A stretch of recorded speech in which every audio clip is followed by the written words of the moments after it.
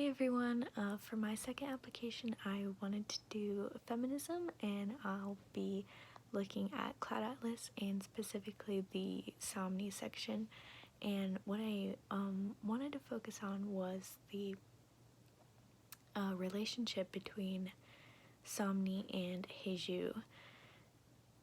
So when I first read the text, one scene of the text that really bothered me was the weird sex scene between the two of them that just felt like it came out of nowhere. After Somni learns the truth about exaltation and how Somnis get made into soap after 12 years and how they don't actually get to retire, they go back to this apartment that they're hiding at and they just randomly have sex, which really bothered me because it seemed like Somni didn't want that to happen. It seemed like she didn't really have the capability to even consent to that due to the different levels of power between the two of them. She is a fabricant and he is not, and it just, she doesn't know that much about the world. He knows more than her, so the different power level there feels like it makes it impossible for her to actually consent to that, as well as I don't even think it's confirmed by the text that she can enjoy sex at all. So it was really just a weird moment in the text that stuck out to me, and I thought it was quite disturbing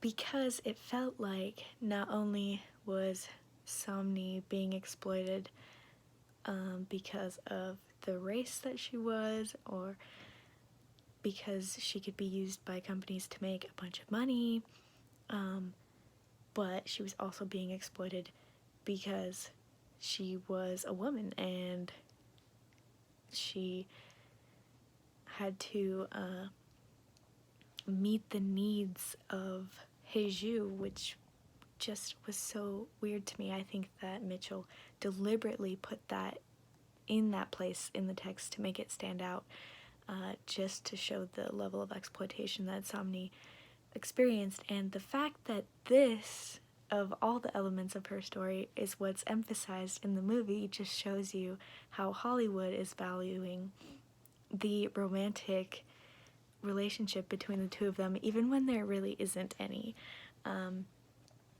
And I think that says a lot, because why does Haiju need to be a bigger part of the story for it to be interesting to mainstream audiences? Why does Hollywood think, oh, we need more steamy sex scenes between the two of them, we need their relationship to be a way bigger deal for this to even sell to a mainstream audience? I think that that says a lot about our society, and that they assume that people won't be interested in her story unless it revolves around her relationship with this man, and that has to be a sexual relationship, that has to be a romantic relationship. It can't be just sort of a guide or mentor relationship. And yeah, I think that just says they're not interested in her story as a woman, they're interested in her story as a lover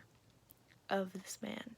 And honestly, it makes me really mad to think of it that way. That's one of the reasons that I haven't watched the movie yet, but I think that this would be interesting developed into an essay, and I think that there's definitely probably some sources on feminism and Cloud Atlas and looking into this. So that is what I'm interested in looking at.